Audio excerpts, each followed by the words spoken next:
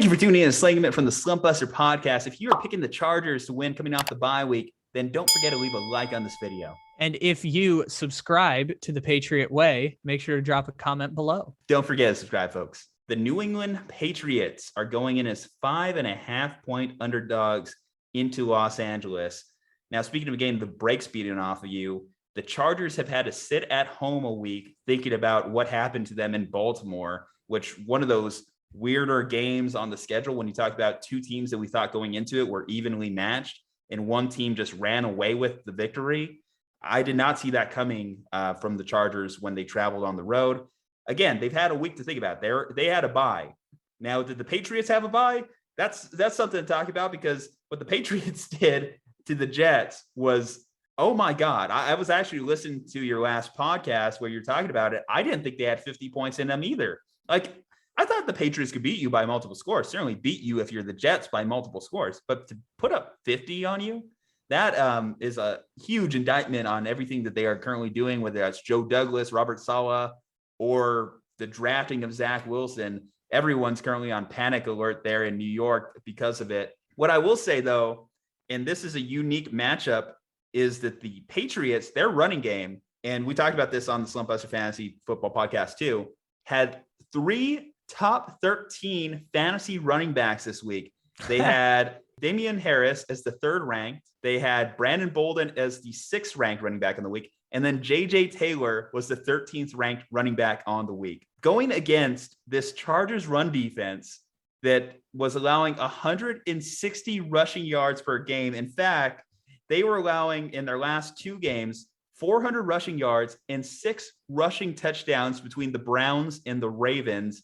The Browns obviously have a great running game, and the Ravens have a committee of running backs. So pretty much everyone's been running on the Chargers. So if you're the Chargers, the one thing you had to take inventory on in this bye week is, how can we stop this running game? How can we stop the Patriots running game? Because they're not going to compete in the playoffs if they don't start doing that against better teams. The good thing for them, the Patriots this year, their 3 wins have come against the Texans and the Jets twice.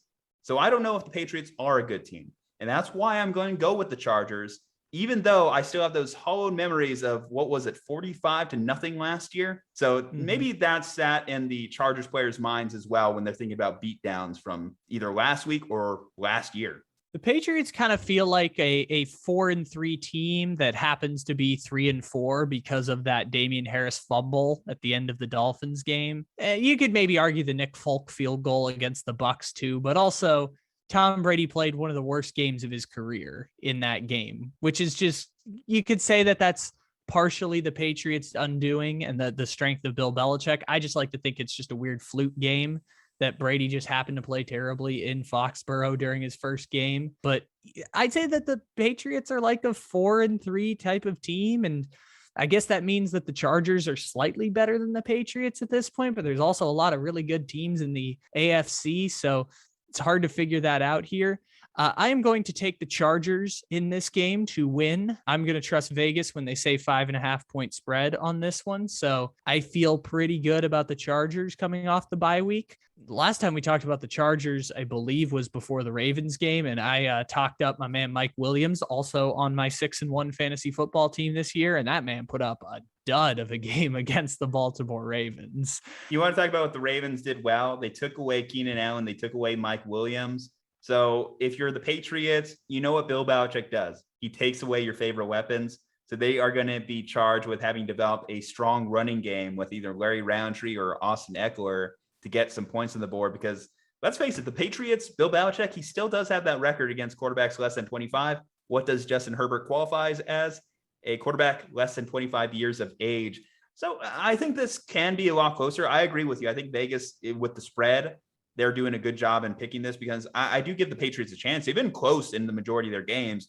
I just think that we don't know how good of a coach Brandon Staley is going to be off the bye week, but based off the coach and his coaching tree, Sean McVay, I would say that he's going to be at that elite level. And certainly he has the elite talent to be a team that's talent depleted like the Patriots. Yeah, I would say the Chargers are going to do enough even against the Patriots defense, which has been pretty good this year. I was talking today on Take It Easy about the Patriots and how they are overachieving given the talent that they have on offense. They're ranked 15th currently in DVOA on the season. That offense is definitely not a top, they're probably a bottom fourth defense or bottom fourth offense in the NFL in terms of talent across the board. So they are overachieving. Mac Jones is going to have to make plays in order for them to win. We talked about the 2 games that they lost, but that also includes the Cowboys game, I think 2 weeks ago, where that went to overtime, that maybe shouldn't have gone to overtime because the Cowboys should have won the game. But the point still being that the Patriots have kept pretty much all their games close. It's why I would probably bet the Patriots on the point spread this week, because 5.5 feels like a lot of points.